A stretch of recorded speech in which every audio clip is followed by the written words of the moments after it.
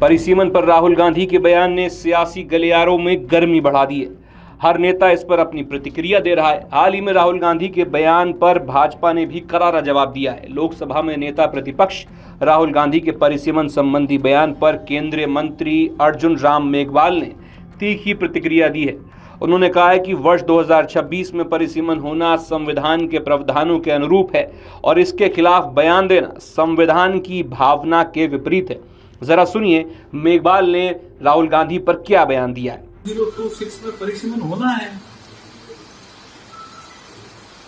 तो फिर संविधान के विपरीत जाकर के बात कर रहे हैं। इसका मतलब संविधान की पुस्तक वो हाथ में रखते हैं दिखाने के लिए, अंदर दिखा क्या वो पढ़ते नहीं। कब तक ये हम सीटों को फ्रीज करके रखेंगे तो ये बताइए। 50 साल पहले ये निर्णय हुआ, अब तक लगातार यही होता रहेगा।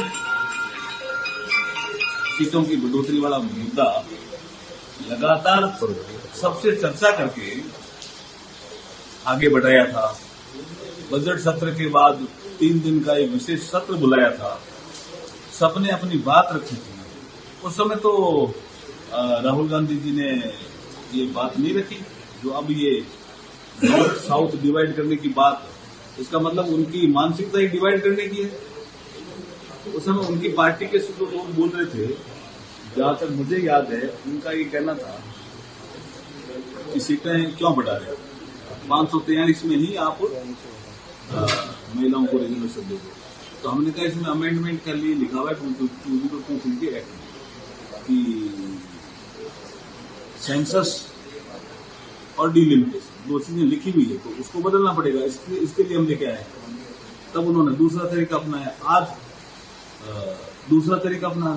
ऐसे तो ठीक नहीं है ना उनका स्वभाव और व्यवहार। किताब हाथ में रखना कि ये मैं संविधान को जानता हूँ या संविधान के अनुसार हम काम करते हैं और आचरण संविधान के विपरीत करते हैं। और ये जो कह रहे हैं कि प्रदेश के साथ जो है अन्याय होगा परिसीमन से, कैसे होगा? देखिए, एक फॉर्मूला दिया था हमने बजट सत्र में, जब विशेष सत्र था तब एक फॉर्मूला दिया था। आज जितनी सीटें हैं उसका ही 50% बढ़ेगा। अन्याय कैसे होगा? आज जितनी सीटें हैं, तमिलनाडु हो, केरल हो, बिहार हो, यूपी हो, उत्तराखंड हो, हिमाचल हो, राजस्थान हो, आज जितनी सीटें हैं लोकसभा, उसका ही 50% बढ़ेगा। जैसे ही टोटल होगा तो बढ़ा हुआ 50% है वो महिलाओं के लिए आरक्षित हो जाएगा। अन्याय कहाँ होगा? समझ नहीं पा रहे हैं, या वो झूठ बोल करके भागना चाहते हैं। चलिए सबसे पहले आपको ये बताते हैं कि आखिर राहुल गांधी ने परिसीमन पर क्या बयान दिया था। उन्होंने कहा था भाजपा परिसीमन करने की कोशिश कर रही है। परिसीमन का मकसद लोगों को उनके अधिकारों से वंचित करना और तमिलनाडु के लोगों की राजनीतिक ताकत छीनना है। ये भाजपा की साजिश है। जो कोई भी परिसीमन का समर्थन करता है वो तमिलनाडु और उसके भविष्य के साथ धोखा कर रहा है और आरएसएस व भाजपा को तमिलनाडु के लोगों और उनके भविष्य पर हमला करने का मौका दे रहा है। अब इस पूरे मुद्दे पर राजनीति तेज हो गई है। हाल ही में भाजपा प्रदेश अध्यक्ष मदन राठौड़ ने भी राहुल पर निशाना साधते हुए यहां तक कह दिया था कि कांग्रेस हार के डर से ये सब ड्रामा कर रही है। तो विरोध शुरू से कर ही रहे हैं ना। परिसीमन की बात ये सारे दल जो हैं वो गंभीरता से सोच रहे हैं। वो अब उनको ये लगता है कांग्रेस को कि परिसीमन हुआ तो हम कहीं के नहीं रहेंगे। अब वो काम ही नहीं करते, केवल इस ऐसे विरोध करने से थोड़ी चलता। देखिए, परिसीमन होता है तो छोटे छोटी विधानसभाएं बनेगी, लोकसभा के क्षेत्र भी छोटे होंगे। आज देखिए कई लोकसभा ऐसी है कि जिसमें 50 लाख जनसंख्या भी है, कई लोकसभा ऐसी है जिसमें 1 लाख जनसंख्या है।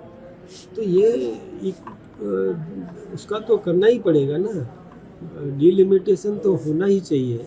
दूसरा, महिला को अवसर मिले।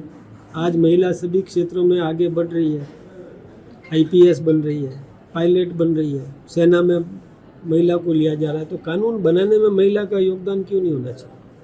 इसलिए हमारा संगठन, हमारा नेतृत्व ये चाहता है कि क्षेत्र सीमित हो, ज़्यादा काम होगा निगरानी ज़्यादा होती है। अब हमारा देखिए राजसमंद लोकसभा जो लगभग 500 किलोमीटर जिसकी लंबाई है, यानी कहाँ नाथद्वारा का जो वो क्षेत्र और कहाँ डेगाना का वो क्षेत्र और 4 जिले जिसमें है, तो क्षेत्र निर्धारित संख्या के जनसंख्या के अनुरूप हो तो उसका विकास में योगदान मिलता है। क्यों हम छोटे राज्य की मांग करते रहे? छोटे राज्य क्यों मांगे? इसीलिए तो मांगे कि विकास का अवसर मिले लोगों को। तो ठीक है, equal distribution of population basis पर यदि डिलिमिटेशन होता है तो स्वागत करते हैं हम। चलिए अब आपको बताते हैं कि आखिर परिसीमन है क्या। दरअसल परिसीमन यानी जनसंख्या के आधार पर लोकसभा और विधानसभा सीटों की सीमाएं और संख्या तय करने की प्रक्रिया है। इसका मकसद ये है कि हर सांसद और विधायक लगभग बराबर आबादी का प्रतिनिधित्व करे। 2026 के बाद इस प्रक्रिया का रास्ता खुलने से इसकी चर्चा तेज हो गई है। केंद्र सरकार इसे आगे बढ़ाना चाहती है, लेकिन इसके लिए संसद से जरूरी कानून और संवैधानिक प्रक्रिया पूरी करनी होगी।